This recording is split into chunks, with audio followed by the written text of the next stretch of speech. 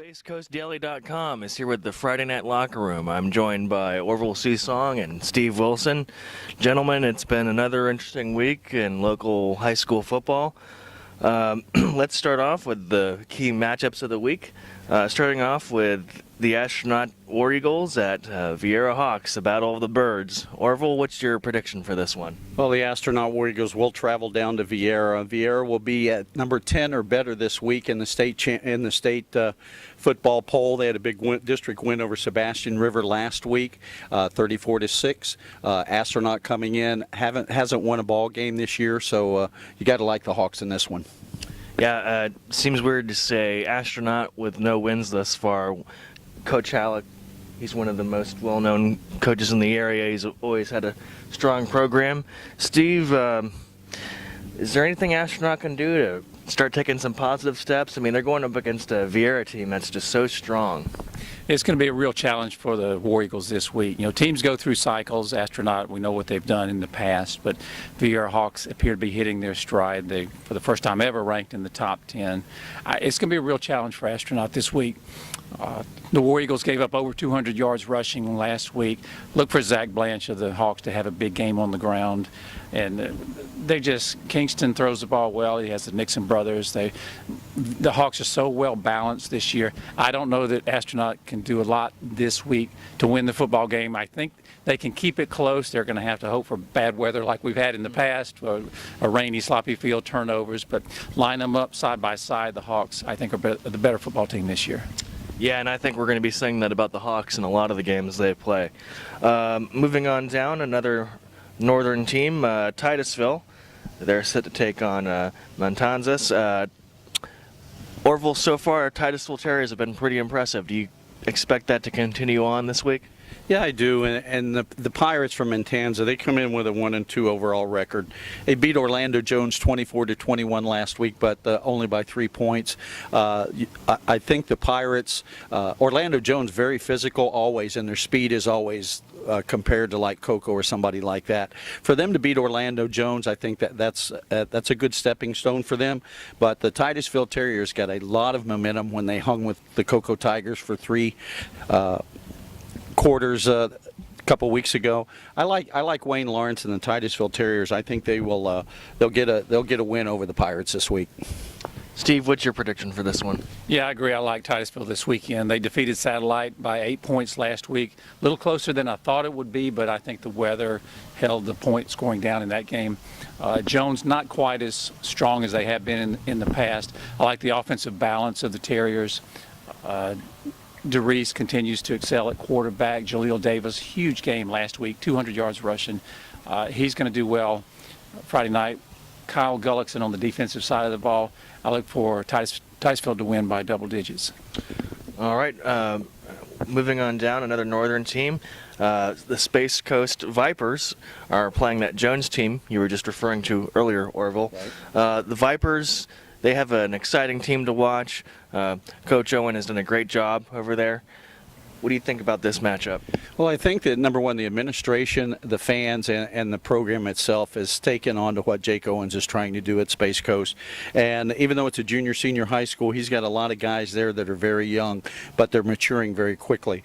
And I think the Vipers, they go for district win number 2 this week. They had a district game last week, and they won that. I think they'll come up with district win number 2, which is something they haven't done in a long time. Steve, do you think Coach Owens gets that district win?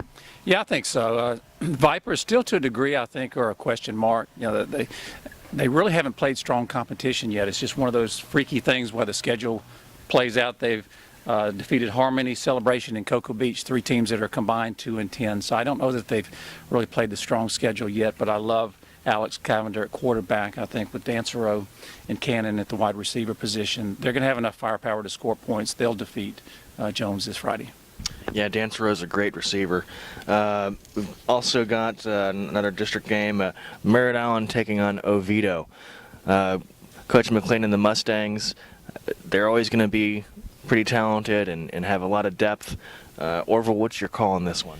Well, if you ask the head coach of Merritt Island, he'll tell you he's very young and very inexperienced. No matter what his record is, and when you ask that question during the season, he's always going to do that. He's like Randy Halleck from Astronaut. They keep everything very close to the vest.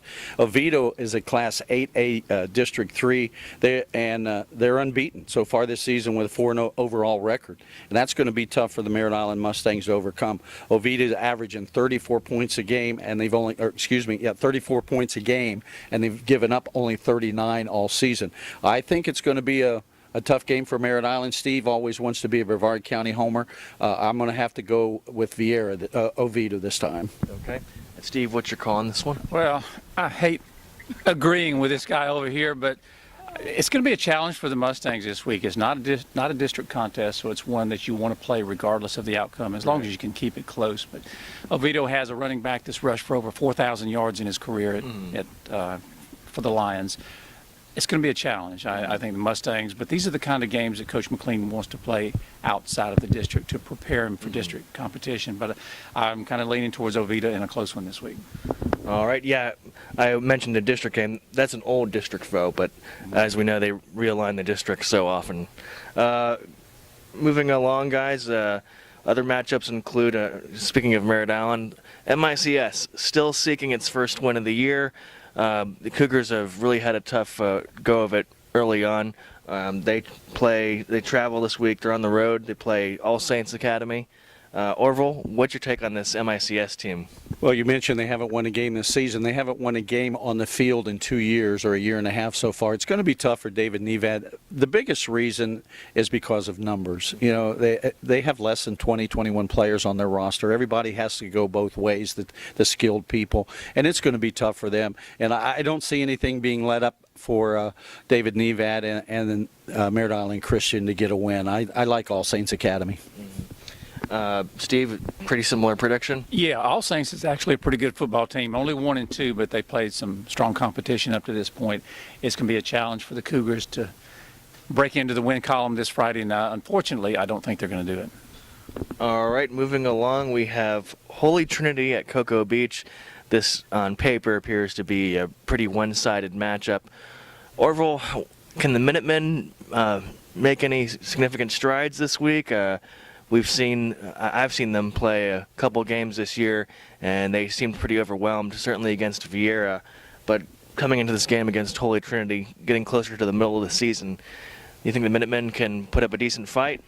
Well, you know, I like Nate Hooks. I think he's in a great position to do well at Holy Trinity. Not this year, though. He's got to get his program established and get his he's a physical conditioning type of guy. He needs a couple years, really, to get these guys motivated into what he wants to do condition-wise. He started in Titusville with Wayne Lawrence, and they started building a program early last year, and you see how that has helped the Titusville Terriers. I think he can do that at Holy Trinity. But you know what? The Minutemen come in 0-4. This is a toss-up game here, but I think Cocoa Beach wins just because they have more bodies on the field. Well, that's so pretty strong prediction there. Steve, what do you think? Yeah, I don't know that I'm going to agree with that, but it's an interesting matchup. Holy Trinity coming off of a big district loss last week to John Carroll. As you recall, it was Holy Trinity and MCC duking it out in their district. Doesn't appear it's going to be that way this year. So with the Tigers losing last Friday, what kind of frame of mind are they going to be in? The concern, if you're a Cocoa Beach fan, is they gave up over 300 yards passing last week in the rain. Wow. And then you have a Tiger team coming in with a receiver like Javon Butler. I think the Tigers are going to win the football game, but I think it's going to be close. All right, yeah, that should be a good game. Also, we have Satellite and O'Galley.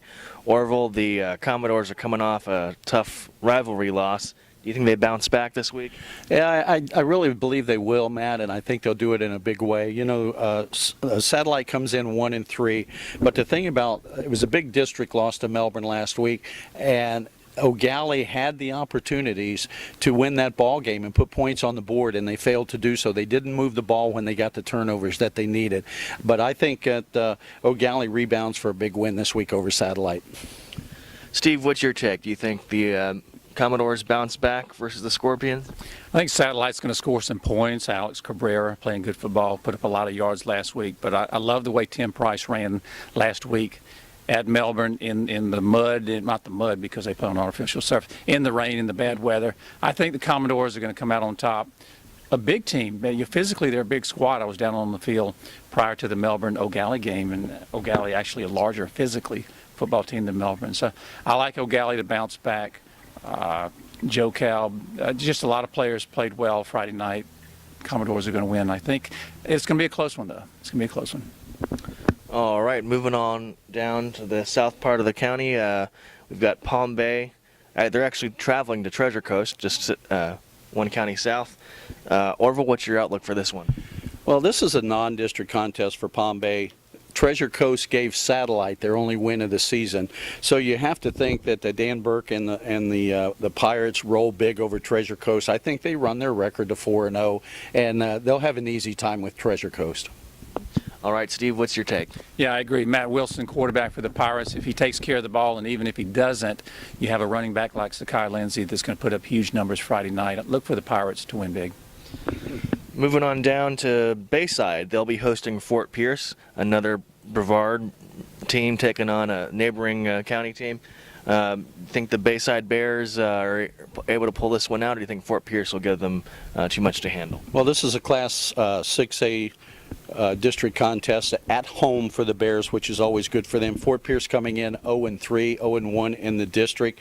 Bayside too big, too physical for the Panthers. I like the Bears.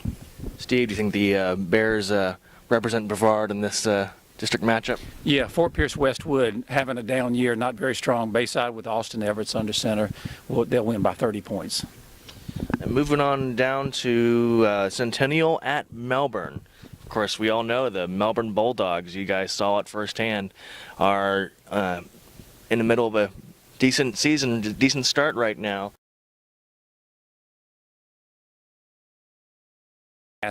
Last Friday against O'Galley.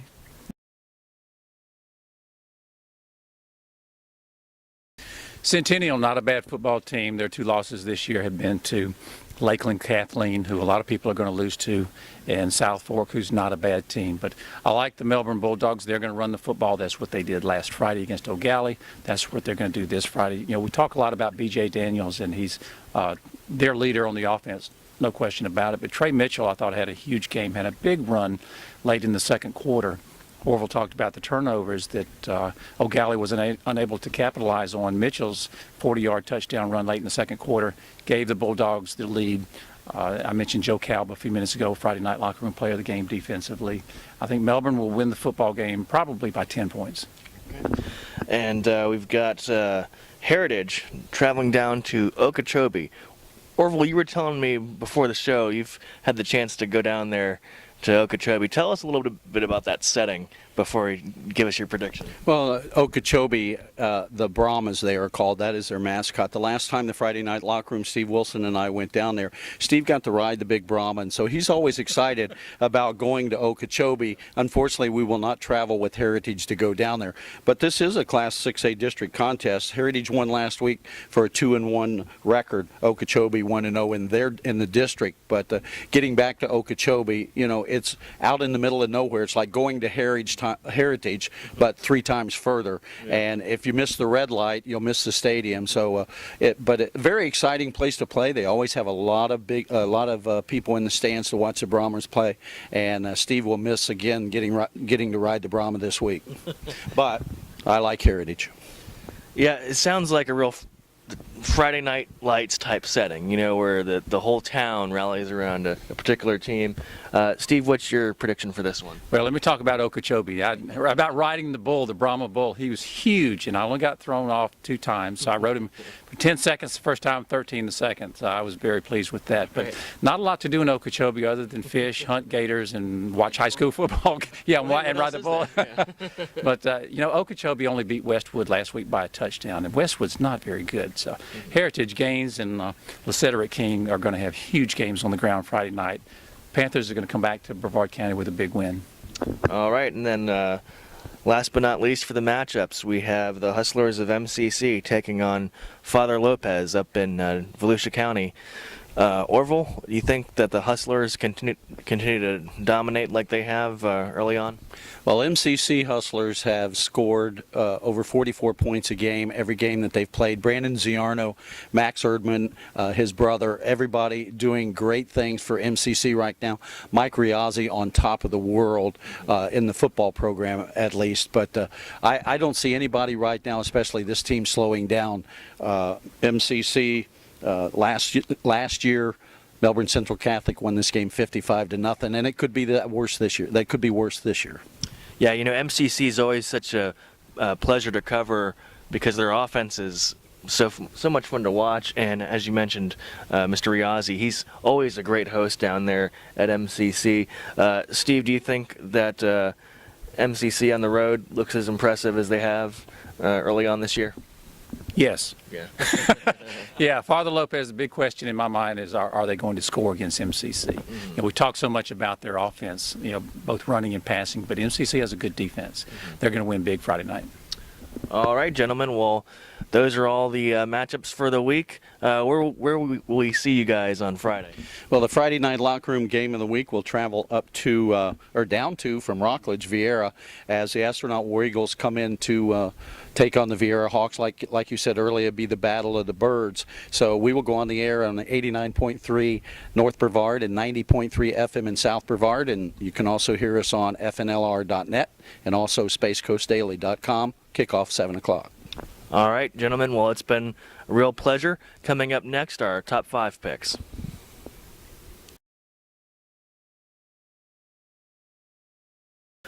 Okay, we're at the best part of the show, our top 5 picks.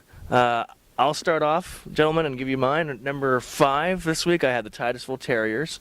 Thus far, they've been a top 5 team of mine from week 1, and I don't see any reason why they shouldn't be up there.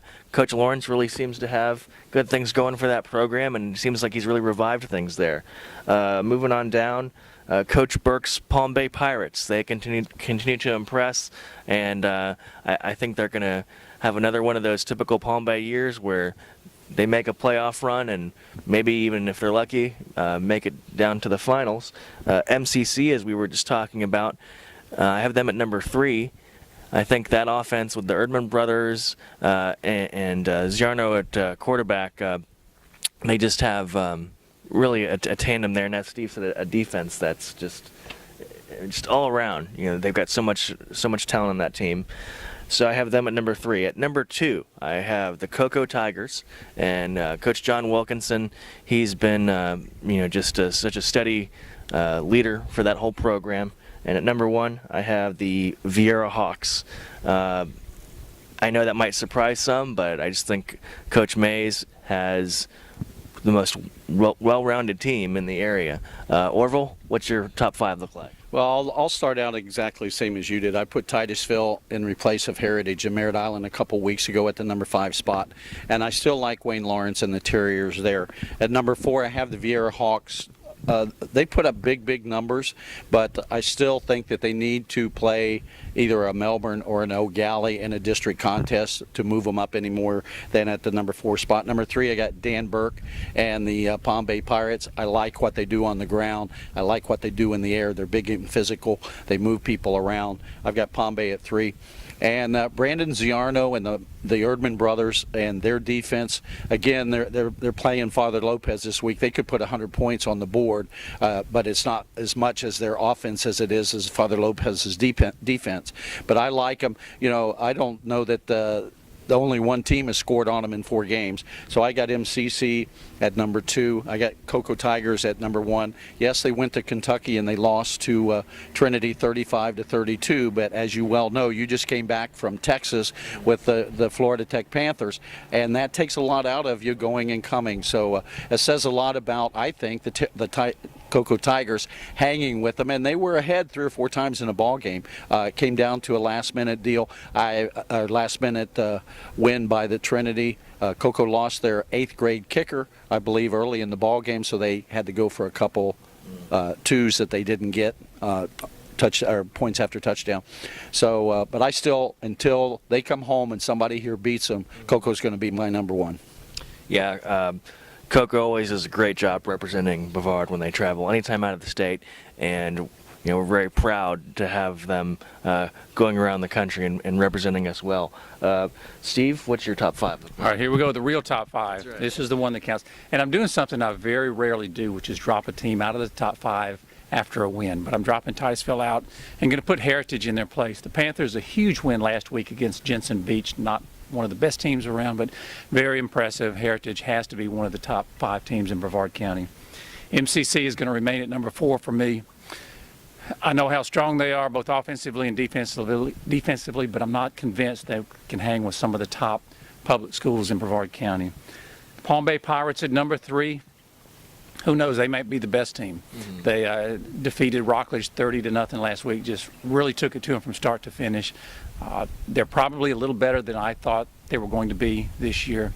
I have the Hawks from Viera at number 2, another team that you could say might be the best team in the county. I know you think that they are, and we haven't had a chance to see them yet. We'll cover them this Friday, so I may change my mind after Friday, but as of now, I'm going with the Hawks. And Orville's talking about they need a signature win. They did defeat Merritt Island in the kickoff classic. Granted, it was a kickoff classic, but it was in September. I thought it was a huge win that got them going in the right direction. Number 1, I'm going with the Cocoa Tigers. Not real surprised they lost last week. We talked about the Trinity team, how tough they were. On paper, they were going to be ranked against Cocoa, a 3-point loss, so the Tigers were competitive. I'm of the mindset of my partner in crime over there until somebody locally beats them. You almost have to keep the Tigers at number 1. All right, gentlemen. Well, as always, it's been a pleasure talking about the local matchups, the local teams, and all the personalities involved. We will see you next week and hope to see you out at the stadium.